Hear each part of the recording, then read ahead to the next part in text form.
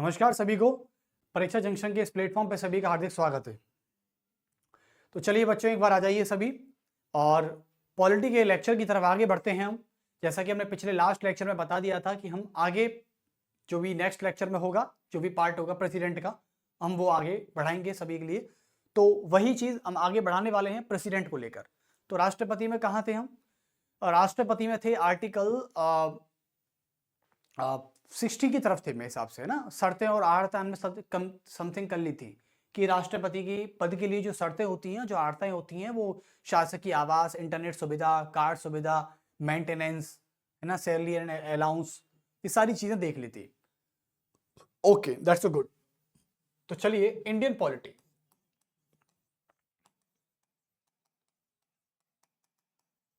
अब Indian polity में हम वही राष्ट्रपति की बात कर रहे थे। चलिए आज राष्ट्रपति कहीं हद तक बहुत अच्छा खासा हो जाएगा हमारा, क्योंकि हमें उम्मीद है ऐसी। तो राष्ट्रपति, और राष्ट्रपति में article 61 very very important article of the Indian constitution. मैं बेशक कहना चाहूंगा कि आर्टिकल 61 ये बहुत ही इंपॉर्टेंट आर्टिकल है, ठीक है। क्योंकि आपको पता लग जाएगा अभी यहां से क्वेश्चन, एक ऐसा क्वेश्चन आता है जो शायद सबसे, मतलब कहते हैं उस क्वेश्चन को कि उस क्वेश्चन की कोई तोड़ नहीं है। वो क्वेश्चन इस तरीके से आएगा आपके लिए, ठीक है। वो क्वेश्चन कैसे आएगा एक बार जान लेते हैं। चलिए, तो सबसे पहले मैं अनुच्छेद 61 की बात करना चाहूंगा। अनुच्छेद 61 यानी आर्टिकल 61 की बात कम करें तो आर्टिकल 61 को कैसे डिस्क्राइब करना है, ये सारी चीजें एक बार देखा जाएगा। पहले आपको, इससे पहले हमें एक शब्द की बात करनी होगी। वो शब्द है महाभियोग, इंपीचमेंट, यानी impeachment process of the Indian president या इंपीचमेंट ऑफ द प्रेसिडेंट, ठीक है। तो impeachment process of the president यानी राष्ट्रपति की महाभियोग प्रक्रिया, ये इसमें आता है। तो इस पर आप लिख ले सकते हैं, एक बार आर्टिकल में लिखना चाहे तो लिख सकते हैं, या हम प्रोसेस में बता ही देंगे आपको, ठीक है। तो पहले आप कहानी सुनिए। ये महाभियोग जो शब्द है ना, ये बड़ा ही पेचीदा शब्द है, क्योंकि हमारे संविधान में इस शब्द को लेकर कोई भी डिस्क्रिप्शन नहीं दिया गया है। मैं आपको बता दूं एक्चुअली में, यानी राष्ट्रपति पर महाभियोग कब लगाया जाएगा, कैसे लगेगा, ये इस पर कोई भी संविधान में व्याख्या नहीं दी गई है बच्चों। लेकिन राष्ट्रपति पर महाभियोग लगाने के लिए एक कारण जरूर बताया गया है, उस रीजंस को जान लीजिए। उसमें लिखा गया है कि आप कोई स्पेसिफिक कंडीशन में ऐसा नहीं कर सकते कि राष्ट्रपति पर कोई स्पेसिफिक कंडीशन में ही महाभियोग लगाया जा सकता है, नहीं। उसमें लिखा गया है कि हमारे संविधान में राष्ट्रपति पर महाभियोग लगाने के लिए संविधान का उल्लंघन करता कारण होना चाहिए। यानी जब जब राष्ट्रपति संविधान का उल्लंघन करेगा किसी भी स्थिति में, तो तभी उसी स्थिति में राष्ट्रपति पर महाभियोग लगाया जा सकता है। यानी राष्ट्रपति पर महाभियोग लगाने की शर्त यह है कि जब जब राष्ट्रपति हर परिस्थिति में या किसी भी परिस्थिति में संविधान का उल्लंघन करे, violation of the Indian constitution की प्रोसेस में या के रीजंस की दृष्टि से देखा जाए, तो ही हम राष्ट्रपति पर महाभियोग लगा सकते हैं। तो इसमें आता है राष्ट्रपति पर महाभियोग। आप लिख सकते हैं इसमें आर्टिकल 61 कहता है कि राष्ट्रपति पर महाभियोग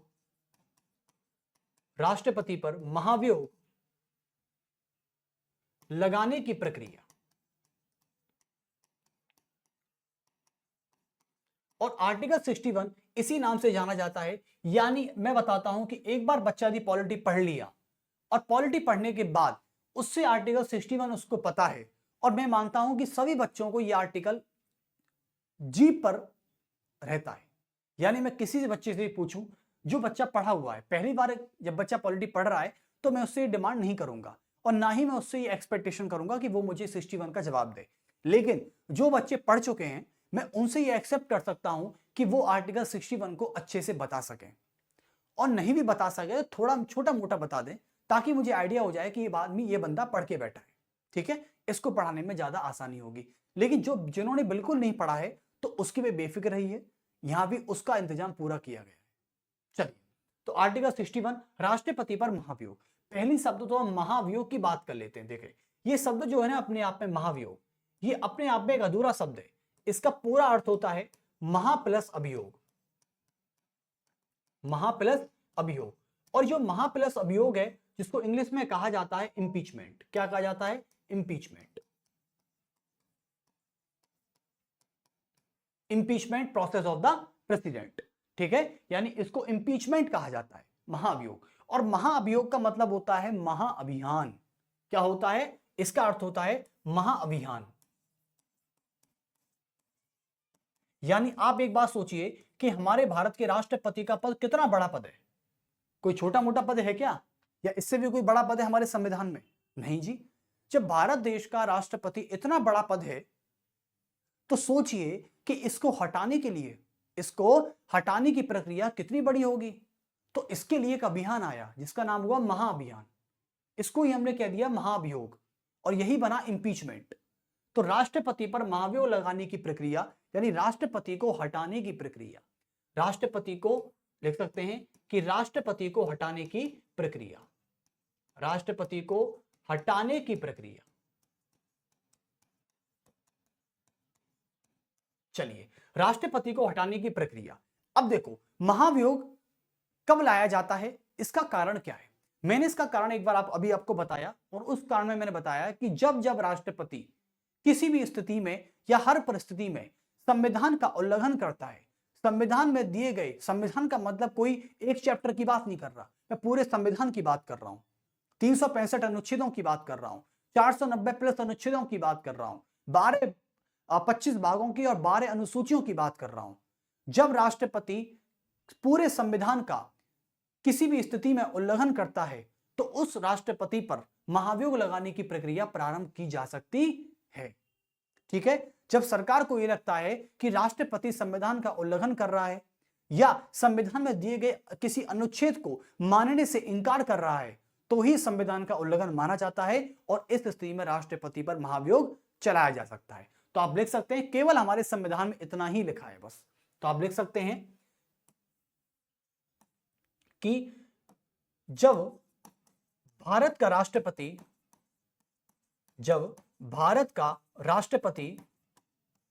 संविधान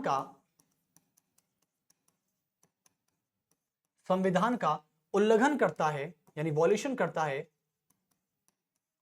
संविधान का उल्लंघन करता है, तो भारत के राष्ट्रपति पर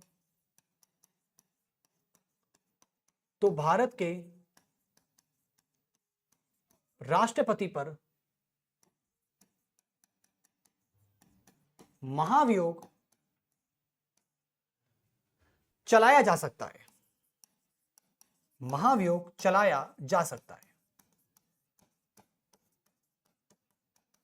महाभियोग चलाया जा सकता है। तो यह है कारण, जब संविधान का उल्लंघन करेगा। ठीक है, तो आप लिख सकते हैं इसको कारण में कि यह कारण हुआ। चलिए, अब यह कारण आपको समझ में आ गया। चलिए, तो आगे हम चलते हैं, महाभियोग की प्रक्रिया कैसी होती है। चलिए, तो देखो, महाभियोग की प्रक्रिया को समझने के लिए पहले तो अपने माइंड को कॉन्सेंट्रेट कर लीजिए कि महाभियोग की प्रक्रिया कैसे चलाई जा सकती है, कैसे लाई जा सकती है। ये सारे प्रोसेस आज हम समझने वाले हैं, और राष्ट्रपति के महाभियोग में कौन कौन भाग लेता है और कौन कौन भाग नहीं लेता है, इस चीज के ऊपर हम जानेंगे और आगे इस प्रोसेस को कंप्लीट करेंगे।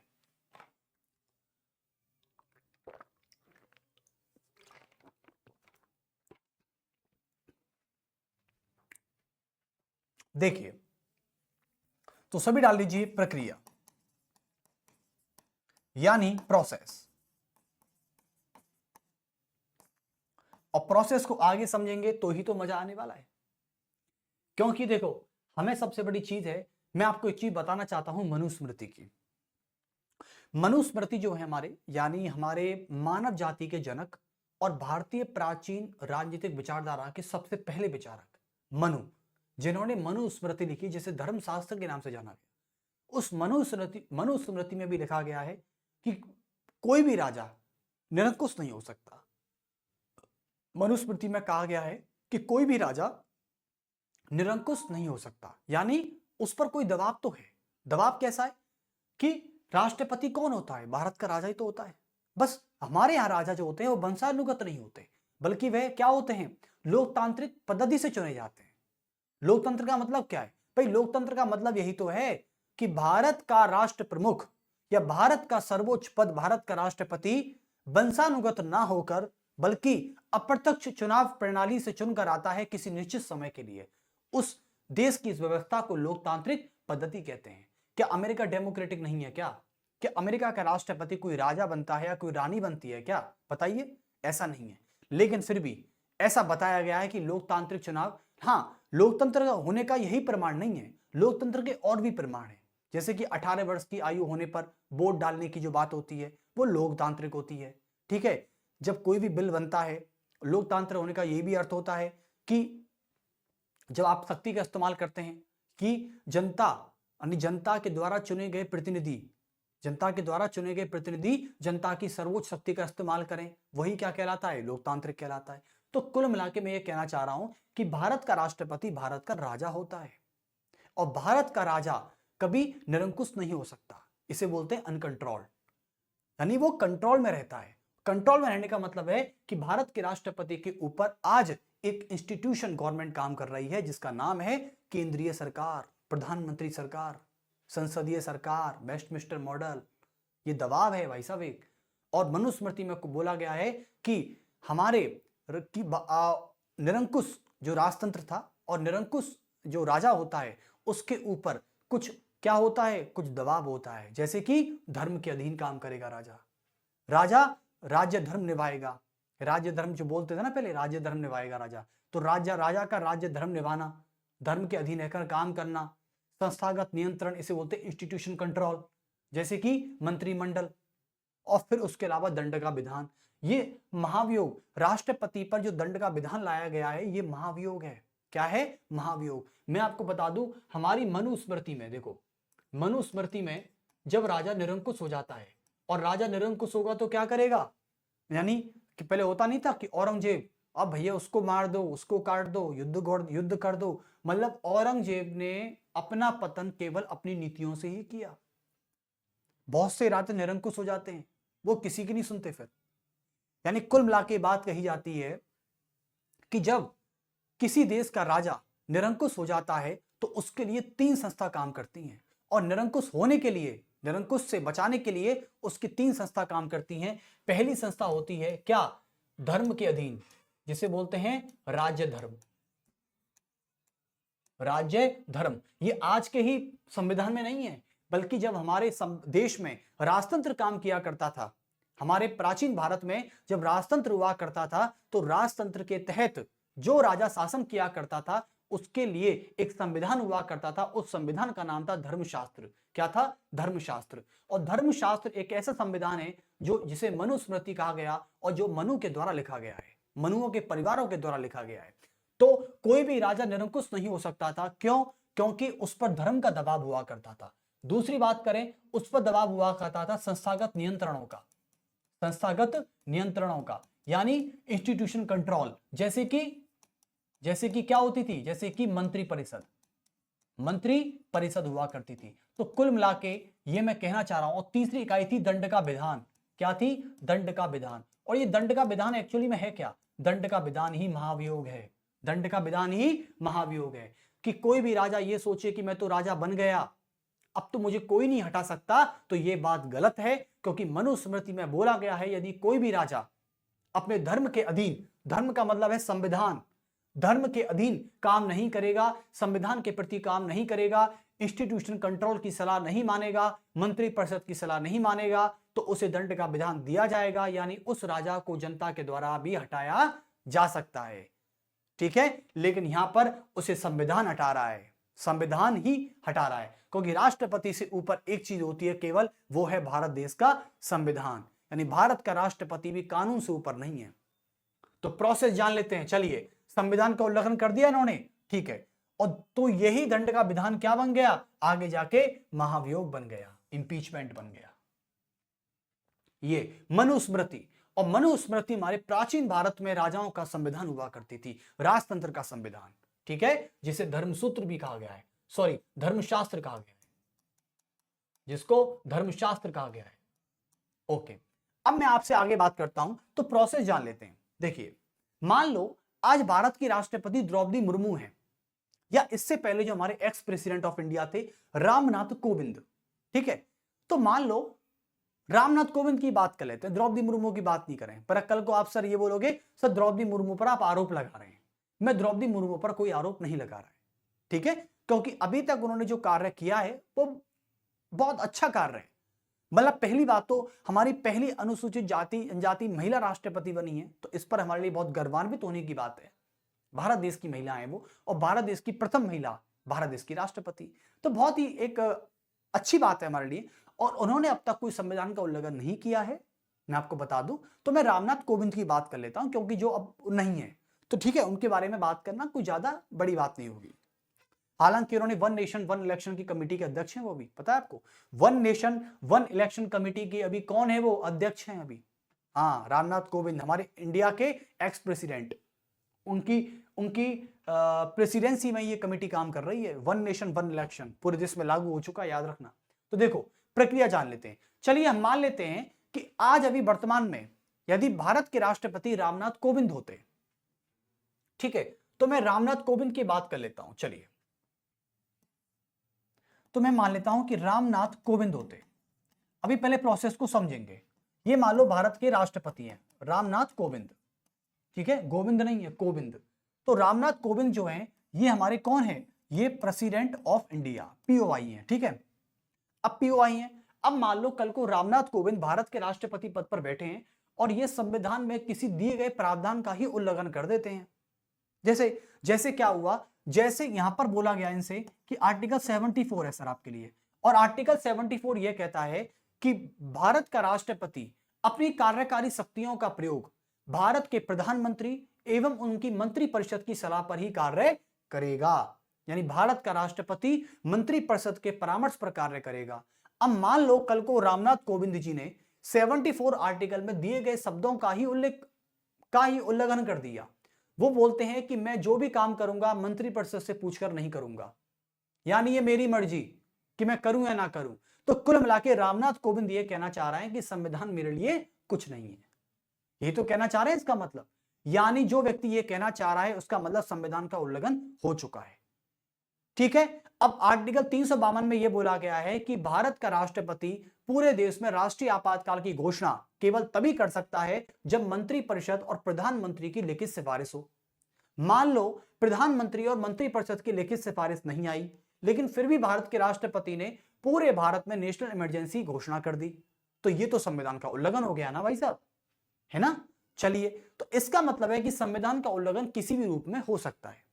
यदि किसी भी रूप में हो सकता है तो अब आती है हमारे पास संसद। क्या आती है, संसद। तो पहले यहां पे समझ लेते हैं, इसको हटाते हैं यहां पे, ठीक है। अब आती है, अब इनके खिलाफ संसद में क्या होगा बच्चों, संसद है, संसद में दो सदन काम करते हैं, एक है आपका लोकसभा और एक है आपका राज्यसभा, ठीक है, दोनों में एमपी बैठे हुए हैं। चलिए, तो अब इनके खिलाफ यानी इनके अगेंस्ट में जाके एक बिल आएगा, ठीक है। अब इनके अगेंस्ट में संसद के लोकसभा या राज्यसभा का कोई भी सदस्य, चाहे निर्वाचित हो और चाहे वो मनोनीत हो, याद रखना, दोनों सदनों में, हालांकि लोकसभा में तो नहीं है अब, लेकिन राज्यसभा में आज निर्वाचित भी होते हैं और मनोनीत सदस्य भी होते हैं। तो कुल मिला के लोक संसद के दोनों सदनों का कोई भी सदस्य, चाहे निर्वाचित हो और चाहे मनोनीत हो, का कोई भी सदस्य राष्ट्रपति के खिलाफ महाभियोग प्रस्ताव पेश करेगा। जैसे ही महाभियोग प्रस्ताव, मान लो राज्यसभा के एक्स नाम के एमपी ने राष्ट्रपति के खिलाफ एक महाभियोग प्रस्ताव पेश कर दिया, इसने इंपीचमेंट प्रोसेस को पेश कर दिया, ये बंदा इंपीचमेंट ले आया भाई साहब, और ये बंदा इंपीचमेंट बिल लेकर आया है राष्ट्रपति के खिलाफ, ठीक है। इसने राज्यसभा में बैठा है, जबकि राज्यसभा में 245 लोग हैं और लोकसभा में 543 लोग हैं, समझे ना। तो 245 में से कोई एक इंपीचमेंट बिल को ले आया राष्ट्रपति के खिलाफ, उस पर राष्ट्रपति पे लगाए गए आरोप हैं कि राष्ट्रपति पर आरोप लगा रहा है वो। अब मान लो एक्स नाम का एमपी राज्यसभा का है, राज्यसभा का एमपी है, वो इंपीचमेंट बिल को ला रहा है और इंट्रोड्यूस करा रहा है, ठीक है। इंट्रोड्यूस कराने के बाद उसे 1/4 यानी राज्यसभा के 245 मेंबर का 1/4 लोगों के सिग्नेचर कराने होंगे। यदि वो एक्स नाम का एमपी राज्यसभा का है या लोकसभा का है, फर्क नहीं पड़ता, वो दोनों सदनों में से किसी एक का भी एमपी है, चाहे मनोनीत है और चाहे इलेक्टेड है, चाहे नॉमिनेटेड है, यदि वो एमपी है तो वो राष्ट्रपति के खिलाफ महाभियोग प्रस्ताव ला सकता है। और महाभियोग प्रस्ताव को लाने के बाद यदि उसे प्रोसेस में लाना है, क्योंकि महाभियोग प्रस्ताव इंट्रोड्यूस करने के बाद यदि इंपीचमेंट बिल को प्रोसेस में लाने के लिए उसे जिस सदन का वो एमपी है उसके 245 का 1/4 लोगों को हस्ताक्षर कराना जरूरी होता है। अब 245 का 1/4 निकालो, लगभग कितना हो गया, यानी ये हो गया आपका, यहां से काटेंगे तो देखें 4 चिक्की 24 और 1 4 एकम 4, यानी 62 के करीब हो गया। कितना हो गया? 62। यानी 245 का 1/4 यानी 62 लोगों के सिग्नेचर होने चाहिए यदि आगे प्रोसेस में लाना है तो अब उस पर सिग्नेचर कराने के बाद इंपीचमेंट बिल को यहां पर लिख सकते हैं आप। प्रोसेस में आपको बता दूं पूरी, चलिए पेज हट पेज पलट दीजिए। तो पहले मान लीजिए ये संसद है, ठीक है, और संसद में 2 सदन थे, एक था आपका लोकसभा और एक थी आपकी राज्यसभा, ठीक है, लोकसभा प्लस राज्यसभा। संसद में ये बिल आया अंगेष्ट में, ठीक है, और क्यों आया? राष्ट्रपति कौन है हमारे? रामनाथ कोविंद मान लीजिए, चलिए रामनाथ कोविंद, ठीक है, इनको मान लीजिए। हालांकि एक्स प्रेसिडेंट है हमारे इंडिया के, लेकिन इनको मान लीजिए। चलिए, तो अंगेष्ट में संसद में बिल आया, और अंगेष्ट में जो संसद में बिल आया और राज्यसभा का या लोकसभा का, मैं राज्यसभा का मान लेता हूं, राज्यसभा का जो एक्स नाम का एमपी है, जो एक्स नाम का एमपी है, ये किस लाया? ये लाया इसने इंपीचमेंट बिल को, इसने इंपीचमेंट बिल को इंट्रोड्यूस किया। पहले तो इंपीचमेंट बिल को इंट्रोड्यूस किया, ठीक है। अब इसने इंपीचमेंट बिल को जब पढ़ के सुनाया तो इंपीचमेंट बिल में साफ साफ लिखा हुआ था कि राष्ट्रपति ने संविधान का इस प्रावधान का उल्लंघन किया है। अब इंपीचमेंट बिल को इंट्रोड्यूस करने के बाद वो एमपी जिस हाउस का है, उस हाउस के टोटल मेंबर का 1/4 लोगों का सिग्नेचर कराएगा। यानी इंपीचमेंट बिल को आगे प्रोसेस में लाने के लिए वो क्या करेगा? सबसे पहले वो एक काम करेगा,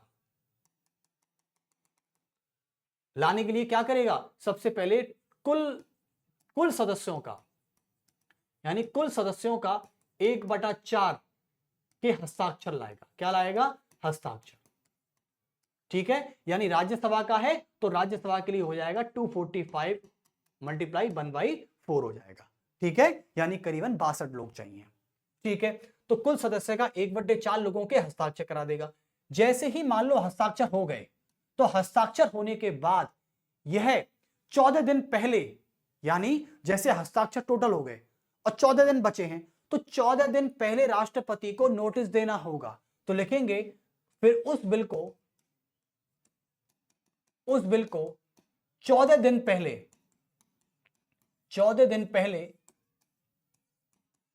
पहले राष्ट्रपति को क्या देना होगा? नोटिस देना होगा। राष्ट्रपति को बताना होगा कि सर आपके खिलाफ हम इंपीचमेंट बिल ला चुके हैं, प्लीज टू बी रेडी। तो इसलिए नोटिस देना होगा, और जैसे ही नोटिस जाएगा तो राष्ट्रपति भी इस कार्रवाई में भाग ले सकता है, ठीक है। अब कुल सदस्य के हस्ताक्षर हो गए, ठीक है। अब जब राष्ट्रपति को यह बिल नोटिस के रूप में जा चुका है, तो उसके बाद जिस सदन का एमपी इसको पेश किया था और जिस सदन के लोगों ने इस पर हस्ताक्षर किए थे, उसी सदन को इसे 2/3 बहुमत यानी विशेष बहुमत, स्पेशल मेजॉरिटी से पास करना पड़ेगा इस बिल को, यदि ये सत्य है तो इसका मतलब है कि फिर जिस सदन में आप लिखेंगे, जिस सदन में यानी जिस हाउस में इसे पेश किया गया, जिस सदन में इसे पेश किया गया था, उसे इस प्रस्ताव को या जिस हाउस में इसे पेश किया गया था, उसे इस प्रस्ताव को विशेष बहुमत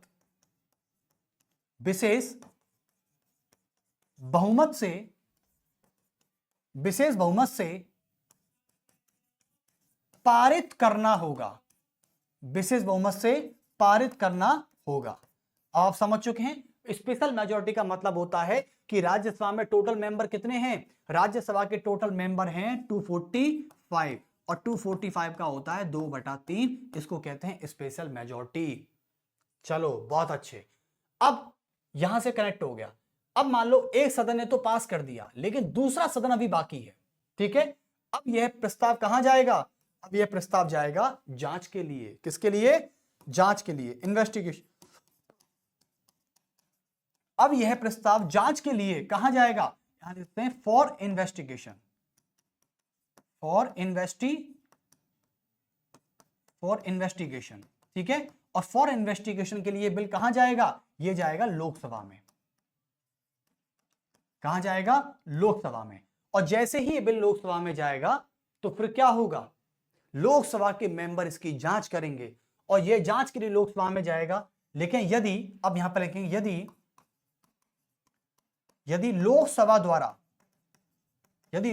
द्वारा इसकी जांच, यदि लोकसभा द्वारा इसकी जांच यानी इसकी इन्वेस्टिगेशन, जांच में सत्यता पाई जाती है, सच पाया जाता है, सत्यता पाई जाती है, सत्यता पाई जाती है, तो लोकसभा भी इस प्रस्ताव को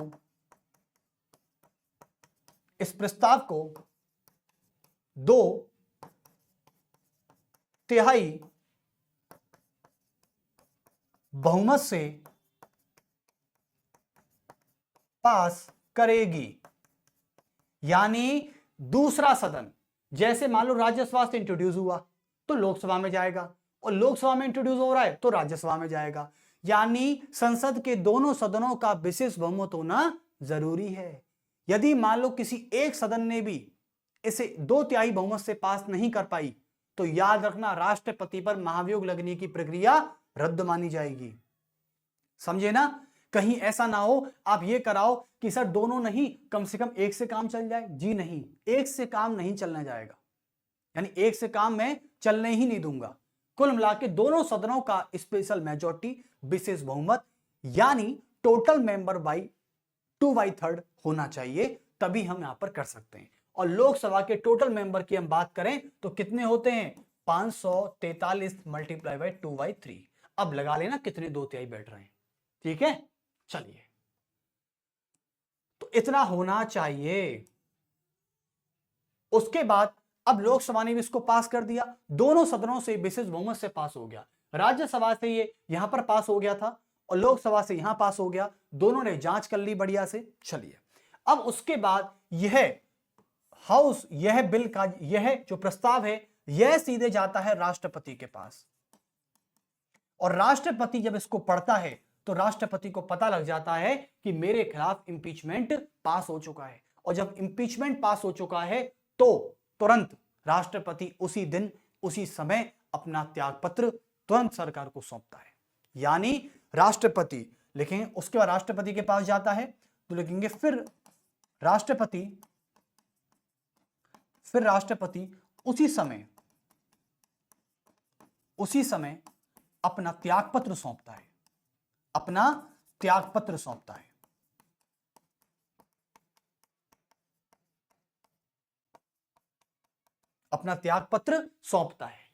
ठीक है। बस हो गया खत्म, और राष्ट्रपति अपने पद से चला जाता है। यानी यह होता है दंड का विधान। जब राष्ट्रपति यानी भारत के राजा ने संविधान का उल्लंघन किया है तो समझ जाइए कि उस पर महाभियोग लाने की प्रक्रिया अपनाई जा सकती है। यही हमारे संविधान में दे रखा है। और महाभियोग को मनुस्मृति की भाषा में, धर्मशास्त्र की भाषा में दंड का विधान कहा जाता है। तो समझ गए यहां तक, बहुत अच्छे।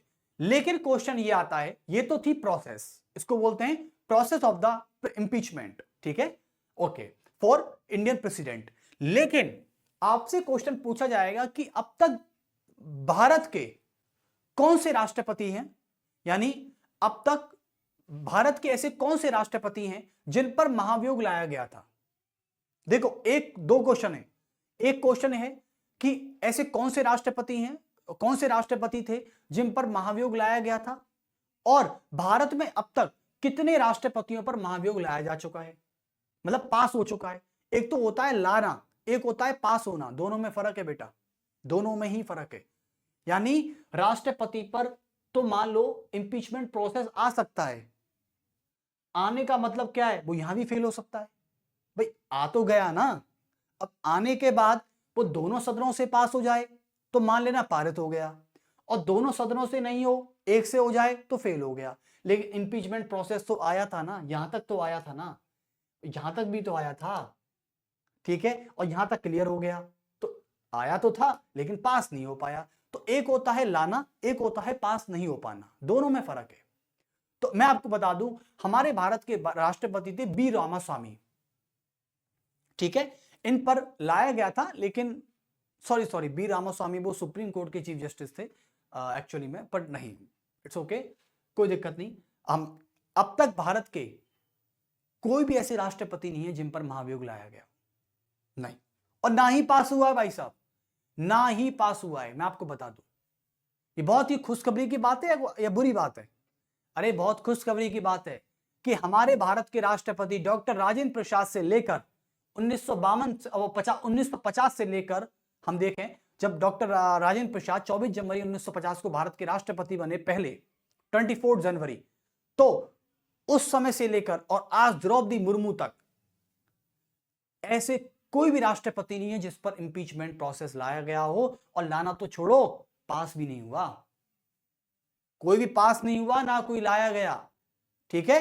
तो आप लिख सकते हैं वो बी रामास्वामी जो थे वो सुप्रीम कोर्ट के चीफ जस्टिस थे, क्योंकि हमारे संविधान में केवल 4 ही संवैधानिक पद हैं, चार ही ऐसे संवैधानिक पद हैं जिन पर महाभियोग लाया जा सकता है। एक तो है भारत के राष्ट्रपति, दूसरे हैं कौन, supreme court and high court जजेस, यानी जजेस of the supreme court and high court. तीसरे हैं कौन, इलेक्शन कमीशन के चीफ कमिश्नर, यानी chief election commissioner of India. उसके बाद है CAG, comptroller auditor general of India, ठीक है, बहुत अच्छे। अच्छा, हमारे भारत के नए कैग कौन है? अभी अभी कल शपथ ली उन्होंने, गिरीश चंद्र मुर्मू की जगह अब कौन आ चुके हैं, मैं भी थोड़ा नाम मिस कर गया, लेकिन कल उन्होंने शपथ ली है भारत के नए कैग, ठीक है। चलिए तो आगे बढ़ते हैं, फिर हम आगे चलिए। तो एक बात यहां तक आप समझ चुके हैं, मान लो कि राज्यसभा से बिल पास हो जाए और लोकसभा से बिल पास ना हो, ठीक है, या 1/3 बहुमत से पारित हो, तो याद रखना, तो आप लिख सकते हैं, आप लिख सकते हैं कि यदि, नोट लगा के लिखना सभी, क्योंकि ये पेपर में जरूर पूछा जा सकता है, नोट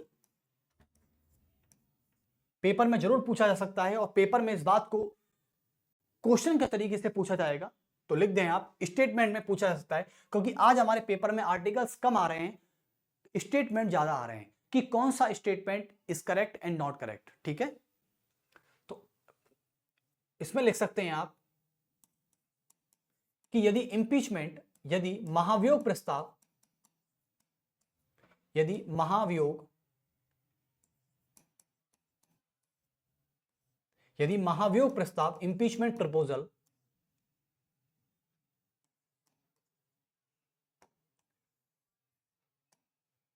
संसद के दोनों सदनों, संसद के दोनों सदनों में से, यानी both houses of the Indian parliament, दोनों सदनों में से, दोनों सदनों में से, दोनों सदनों में से किसी एक, किसी एक सदन में इस प्रस्ताव को, किसी एक सदन में इस प्रस्ताव को 2/3 यानी विशेष बहुमत से पारित हो जाए, विशेष बहुमत से पारित हो, विशेष बहुमत से पारित हो, पारित हो, लेकिन संसद के अन्य सदन से, लेकिन संसद के दूसरे किसी अन्य सदन से, दूसरे किसी अन्य सदन से, अन्य सदन से यह प्रस्ताव बहुमत से पारित ना हो पाए, सदन से यह प्रस्ताव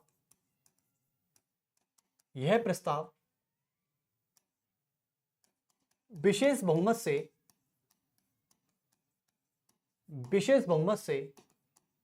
पारित ना हो पाए,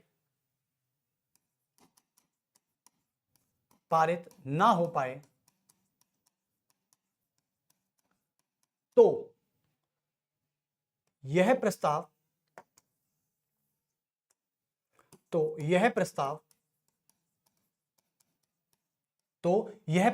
क्या माना जाएगा? तो यह प्रस्ताव रद्द माना जाएगा। तो यह प्रस्ताव रद्द माना जाएगा।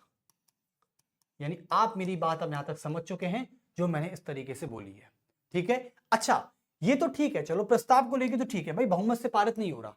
मान लो बीच में कुछ गड़बड़ी हो जाए, जैसे कि मान लो ये हो जाए कि सारा काम हो, यानी कुल सदस्य के 1/, हस्ताक्षर मिल जाए। मान लो हस्ताक्षर कराने के बाद ये प्रोसेस यहां पर डायरेक्ट हो जाए, इस लिंक को यहां पर क्रॉस कर दिया जाए। मान लो कि राज्यसभा, जिस एमपी ने, जो राज्यसभा से एमपी था, उसने पास किया, यानी उसे इंट्रोड्यूस किया। इंट्रोड्यूस करने के बाद उसे प्रोसेस में लाने के लिए, फॉर प्रोसेस में करने के लिए उसने टोटल मेंबर का 1/4 लोगों का हस्ताक्षर करा लिया। अब हस्ताक्षर कराने के बाद उसने उस बिल को राष्ट्रपति को नहीं भेजा, वो सीधे राज्यसभा में ले आया पास करने के लिए। तो मान लो वो ये वाली प्रोसेस को भूल गया, तो इस वाली प्रोसेस को भूलने पर भी क्या महाभियोग प्रस्ताव रद्द माना जाएगा या नहीं माना जाएगा? मुझे एक चीज बता दें आप। एक बच्चे ने जवाब दिया, हाँ अच्छा जवाब दिया था उसने बोला कि सर यह प्रस्ताव तब भी रद्द माना जाएगा यदि इसमें से किसी एक प्रोसेस को भी कंप्लीट नहीं किया गया है, फुलफिल नहीं किया गया है। तो बच्चों याद रखना, इंपीचमेंट बिल रद्द माना जाएगा, फेलियर माना जाएगा। यह मत सोचना सर क्या फर्क पड़ रहा है 14 दिन पहले नोटिस नहीं दिया तो। ठीक है, अब तो पता लगेगा ही ना, बाद में पता लग जाएगा, तब नहीं लगेगा ना ना ना। यही एक कॉन्स्टिट्यूशनल प्रोसेस है बच्चों, और कॉन्स्टिट्यूशनल प्रोसेस के लिए हमें हर तरीके से कॉन्स्टिट्यूशन को फॉलो करना है। तो क्योंकि हमने देखो, जरूरी आपको पता है कि 14 दिन के नोटिस से कुछ नहीं हो रहा। ठीक है, यदि जांच सत्य होगी तो पास हो जाएगा, नहीं तो नहीं होगा, क्योंकि सारी चीजें तो लोकसभा और राज्यसभा पर डिपेंड करती हैं। तो सर ये फॉर्मेलिटी करें या ना करें बराबर है ना, ये फॉर्मेलिटी नहीं है। ये हमारे भारत के राजा को पता होना चाहिए कि मेरे खिलाफ षड्यंत्र है, या मेरे खिलाफ कोई साजिश है, या मेरे खिलाफ कोई लीगल एक्शन हो रहा है। जिस देश के राजा को यही नहीं पता कि मेरे सेवक कर क्या रहे हैं, तो आप एक बार सोच सकते हैं कि उस राजा की छवि किस प्रकार की होगी। हम राष्ट्रपति नहीं बल्कि भारत के राजा की बात कर रहे हैं, भारत के सम्राट की बात कर रहे हैं। आज राजतंत्र होता तो शायद द्रौपदी मुर्मू राजा होती या कोई और राजा होता, आज मोनार्ची सिस्टम होता तो, लेकिन आज तो डेमोक्रेसी है, लेकिन फिर भी आज वो भारत के राजा के समान बैठी हैं।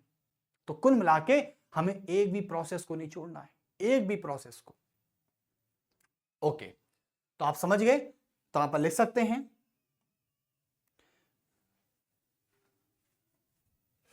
ये पहला नोट है। दूसरे नोट में भी लिख सकते हैं कि यदि महाभियोग प्रस्ताव के समय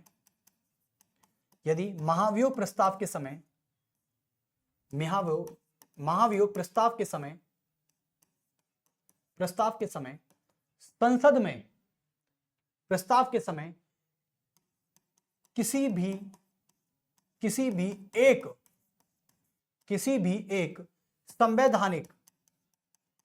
एक संवैधानिक प्रक्रिया को ना अपनाया जाए, किसी भी एक संवैधानिक प्रक्रिया को नहीं अपनाया जाए या ना अपनाया जाए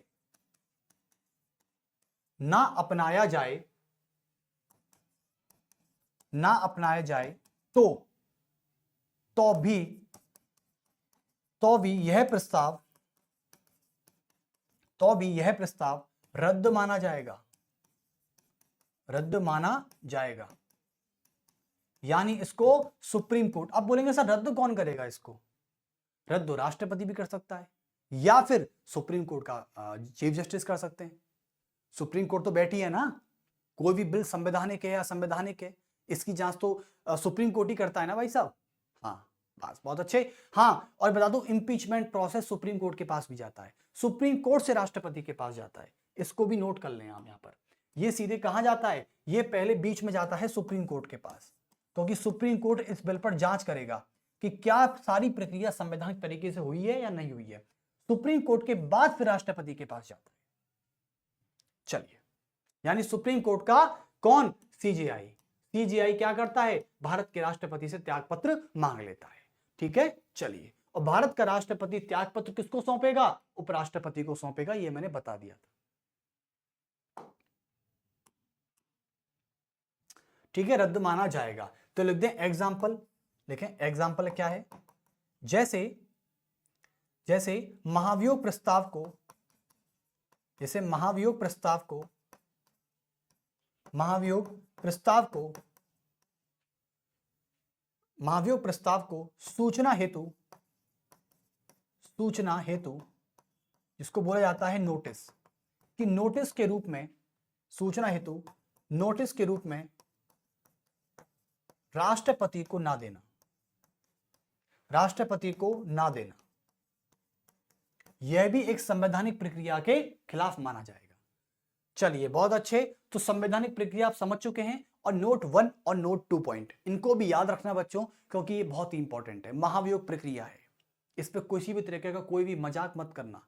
एक पॉइंट छूटा, मान लेना कट ऑफ से बहुत दूर चले जाओगे, और कट ऑफ से एक बार दूर गए ना तो सोच लो 1 साल आपका खराब हो जाएगा, 6 महीने की तैयारी, यानी लगभग 1.5 साल का आपका नुकसान होगा, जीवन का, आपकी लाइफ का।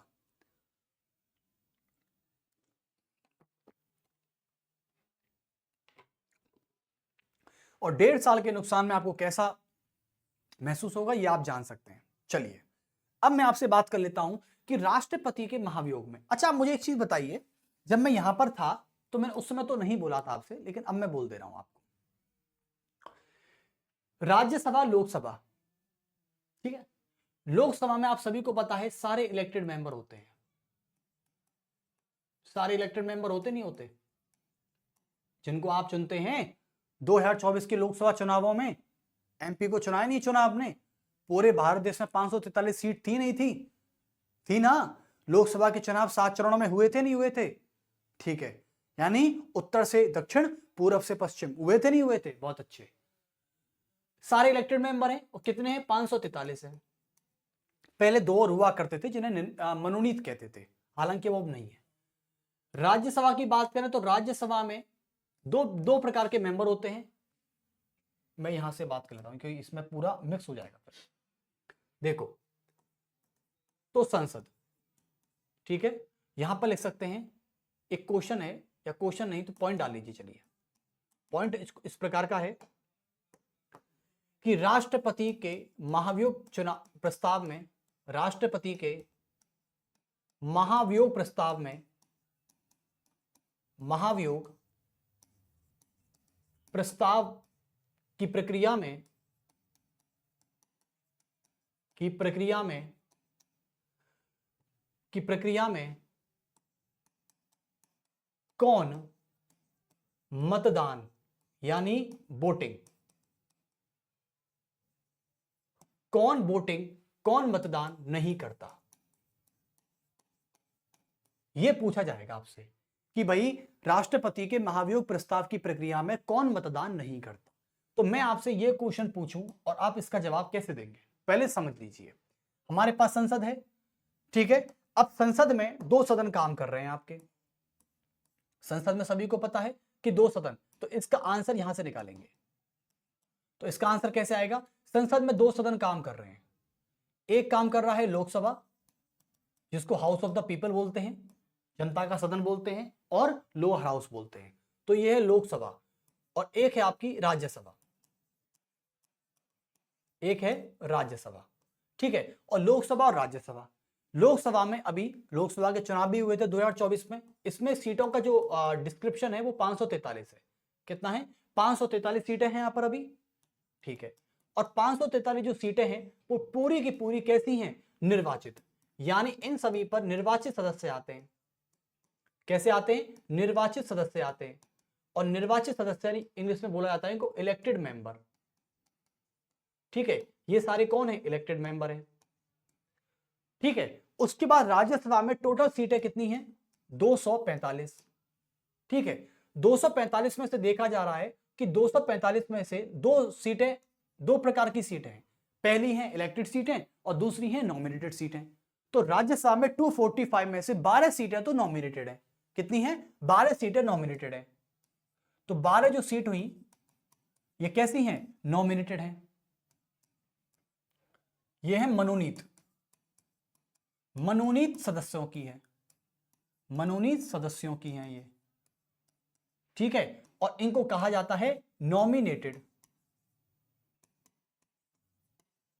Nominated member. ओके, उसके बाद 245 में से जो पहली सीटें थी 245 में से आप 12 को लेस कर दीजिए, यानी 12 जो नॉमिनेटेड मेंबर की जो सीटें हैं उनको आप लेस भी करोगे तो कितनी बचेंगी? 235, 233। तो लगभग यहां पर 233 जो सीटें हैं वो कौन सी हैं? 233 जो सीटें आती हैं ये आती हैं इलेक्टेड सीटें। कौन सी? इलेक्टेड सीटें। इन्हें कहते हैं निर्वाचित सदस्य, जिनको आप तो नहीं चुनते लेकिन आप इनडायरेक्ट तरीके से चुनते हो। कभी आपने राज्यसभा के चुनाव नहीं देखे होंगे, लेकिन राज्यसभा के चुनाव होते हैं वो अप्रत्यक्ष निर्वाचन प्रणाली के माध्यम से होते हैं। ठीक है, चलिए, तो यहां पर होती है निर्वाचित सदस्य और इनको कहा जाता है elected member, elected member. Okay, तो यहां तक आप संतुष्ट हैं? बहुत अच्छे। तो 233 और 12 ये सब प्रकार से हो गया। यानी कुल मिलाके मैं यही कहना चाह रहा था कि अब देखिए, ओके, अब आप मुझे बताइए कि राष्ट्रपति के चुनाव में लेके चलते हैं। अच्छा, राष्ट्रपति के चुनाव में कौन कौन भाग लेता है? अब बोलेंगे सर ये महाभियोग का चुनाव के मतदान में क्या मतलब है? भैया, जो जिसको लाया है अब उसको वही तो हटाएगा। मुझे बताइए एक चीज, राष्ट्रपति का चुनाव क्यों होता है? राष्ट्रपति को लाने के लिए। और राष्ट्रपति का महाभियोग क्यों होता है? राष्ट्रपति को हटाने के लिए। तो राष्ट्रपति को लाना और राष्ट्रपति को हटाना, समझे ना? अब राष्ट्रपति को लाने में कौन कौन भाग लेते हैं और राष्ट्रपति को हटाने में कौन कौन भाग लेते हैं? भैया ये तो बहुत इंपॉर्टेंट है, यानी दोनों में टक्कर होने वाली है। तो पहले हम राष्ट्रपति के चुनाव में भाग लेने वालों की बात करते हैं। राष्ट्रपति के चुनाव में भाग कौन लेता है? बताइए। संसद के दोनों सदनों के सभी निर्वाचित सदस्य, सभी राज्यों की विधानसभाओं के सभी निर्वाचित सदस्य, केंद्र शासित प्रदेश जहां विधानसभा मौजूद है उसके निर्वाचित सदस्य, जैसे दिल्ली, पुडुचेरी, जम्मू कश्मीर। यही तो है। तो इसका मतलब यह है कि चाहे संसद के दोनों सदन हो, चाहे राज्य विधानमंडल की राज्य विधानसभा के सभी निर्वाचित सदस्य हों, चाहे केंद्र शासित प्रदेश जहां विधानसभा मौजूद है वहां के विधानसभाओं के निर्वाचित सदस्य हों, यानी इसमें हमारी विधानसभा के मेंबर भी आते हैं। तो कुल मिला के यहां पर ले लेते हैं। चलो, तो यहां पर आता है राष्ट्रपति के चुनाव का मतदान, राष्ट्रपति के चुनाव का मतदान, चुनाव का मतदान। तो राष्ट्रपति के चुनाव के मतदान के समय मैंने एक चीज देखी, और क्या देखा मैंने? देखिए, चुनाव के मतदान में यहां पर कौन कौन ने हिस्सा लिया, यानी संसद के दोनों सदन थे, एक लोकसभा था और एक राज्यसभा थी। लोकसभा और राज्यसभा के सभी इलेक्टेड मेंबर, सभी इलेक्टेड मेंबर थे, नहीं थे? बिल्कुल। उसके अलावा दूसरे हिस्से पर कौन था? दूसरे हिस्से पर थी राज्य विधानसभाएं, सभी राज्यों की, जैसे कि राजस्थान की जयपुर में विधानसभा, महाराष्ट्र की मुंबई में, उत्तर प्रदेश की लखनऊ में, ठीक है, अरुणाचल प्रदेश की ईटानगर में, ऐसे। तो राज्य विधानसभा यानी राज्य विधानसभाओं के ऑल इलेक्टेड मेंबर,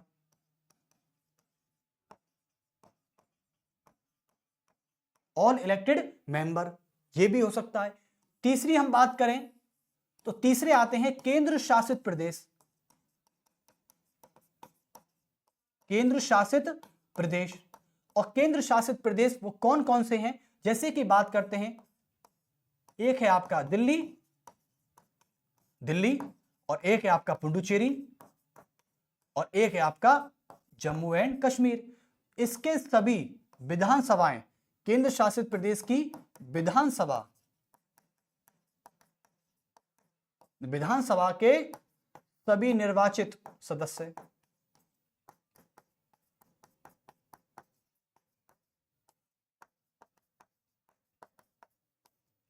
अब राष्ट्रपति के चुनाव में कौन कौन भाग ले रहे थे?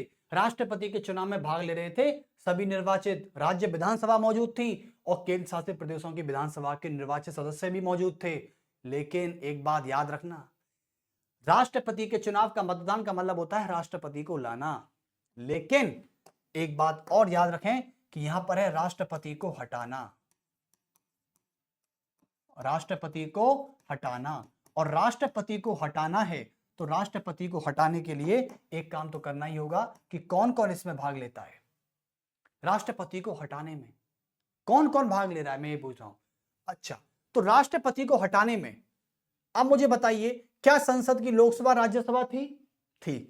तो लोकसभा और राज्यसभा के सभी इलेक्टेड मेंबर आएंगे, याद रखना, और सभी नॉमिनेटेड मेंबर, सभी नॉमिनेटेड मेंबर। मैंने बोला था कि राष्ट्रपति को हटाने के लिए जो महाभियोग प्रस्ताव लाता है वो संसद के दोनों सदनों का कोई भी सदस्य ला सकता है। इसका मतलब है जब कोई भी सदस्य ला रहा है तो कोई भी सदस्य हटा भी सकता है। तो आप लिख सकते हैं कि संसद के, यानी संसद के चाहे लोकसभा हो और चाहे राज्यसभा हो, ठीक है, लोकसभा और राज्यसभा के लिख सकते हैं कि all elected and nominated member,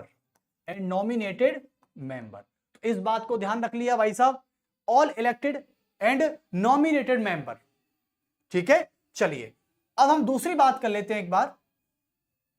तो ये तो थी आपकी संसद, यानी संसद से यहां से आपको क्लियर तो हो गया। चलिए, लेकिन याद रखना कि इसमें राष्ट्रपति के महाभियोग में ना तो राज्य विधानसभा भाग लेती है, ना ही केंद्र शासित प्रदेशों की विधानसभा भाग लेती है। यानी कुल मिला के यूटी की विधानसभा बाहर करो, राज्यों की विधानसभा बाहर करो, केवल इनसे काम चलाओ, ठीक है। तो राष्ट्रपति को हटाने में जो मतदान करते हैं, जो मतदान करते हैं वो कौन है? वो ये हैं। और जो मतदान नहीं करते, जो मतदान नहीं करते, जो मतदान नहीं करते, वो मतदान नहीं करने का काम कौन है बताइए? किसने मतदान नहीं किया? एक तो विधानसभा ने मतदान नहीं किया, तो लिख देंगे राज्य विधानसभाओं के सभी निर्वाचित मेंबर, सभी निर्वाचित सदस्य, इन्होंने भाग नहीं लिया। दूसरी बात, और किसने नहीं लिया? एक ने लिया केंद्र शासित प्रदेश, यानी केंद्र शासित प्रदेश,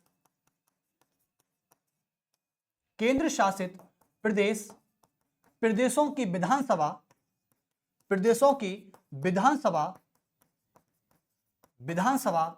के सभी निर्वाचित सदस्य,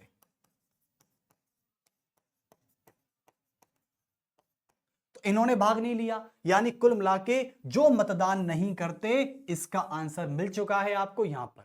कौन मतदान नहीं करते भाई साहब?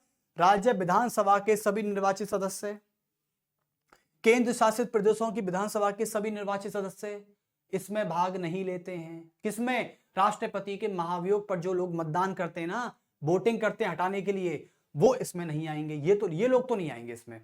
अच्छा, राष्ट्रपति के चुनाव में कौन मतदान नहीं करता? देखो, राष्ट्रपति के चुनाव में मतदान जो नहीं करते हैं वो है मनोनीत सदस्य।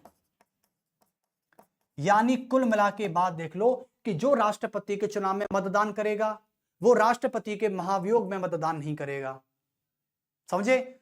और जो राष्ट्रपति के चुनाव में मतदान नहीं करेगा वो राष्ट्रपति के महाभियोग में मतदान करेगा। उल्टा एक बार इस डायलॉग को जरूर बोल के देखना। मैं बता रहा हूं कि आपसे ये दो क्वेश्चन कभी गलत नहीं हो सकते किसी भी कॉम्पिटिटिव एग्जाम में। यानी राष्ट्रपति के चुनाव में जो भाग ले रहा है वो राष्ट्रपति के महाभियोग में भाग नहीं लेगा, बस संसद को छोड़कर, बस संसद को छोड़कर, बाकी सब पे लागू कर दो आप, संसद को छोड़कर, क्योंकि संसद इसमें एक्सेप्शन है। कल को यही मत कर देना कि सर राष्ट्रपति के चुनाव में संसद ले रही है भाग, इसको ही हटा दिया, नहीं, संसद को छोड़कर बाकी सब पर लागू कर दीजिए। यानी राष्ट्रपति को हटाने महाभियोग में जो मतदान नहीं करेंगे वो यहां पर हैं, और जो यहां पर मतदान नहीं करेंगे वो यहां पर हैं जो मतदान करेंगे। चलिए कि ऑल इलेक्टेड नॉमिनेटेड मेंबर्स, मैंने साफ साफ लिखा है इसमें, और साफ साफ लिखने का मतलब होता है ये वाली चीज, देखिए all elected and nominated member. अब आप बोलेंगे क्या सर मनोनीत सदस्य, जो राज्यसभा में 12 मनोनीत सदस्य होते हैं जो आर्टिकल 80 के तहत, जिनको राष्ट्रपति कला विज्ञान यानी art and science and technology and information and culture क्षेत्र से लाकर बड़ी बड़ी महाहस्तियों को चुनता है और राज्यसभा में बैठाता है। जैसे कि सचिन तेंदुलकर आने वाले अपने वक्त में राज्यसभा के सदस्य रह चुके हैं। तो कुल मिला के सचिन तेंदुलकर को क्रिकेट का भगवान कहा जाता है, गॉड ऑफ क्रिकेट कहा जाता है। तो कुल मिला के मैं यही कहना चाह रहा हूं। बहुत अच्छे, यहां से क्वेश्चन मिल गया कौन मतदान नहीं करते। अब यहां पर लिखना कौन मतदान नहीं करते, कौन नहीं करते, एक तो स्टेट असेंबली के नहीं करते, यूटी के नहीं करते, यूटी नहीं आता, स्टेट असेंबली नहीं आता, बाकी मनोनीत आता है भाई साहब, हाँ, और निर्वाचित आता है। तो कुल मिला के आप भली भांति समझ चुके हैं कि मैं ये कहना चाह रहा था आपसे। और ये राष्ट्रपति के महाभियोग का टॉपिक पूरा हुआ। बताओ 1 घंटा लिया इसने पूरा, ये बड़ा है भाई साहब।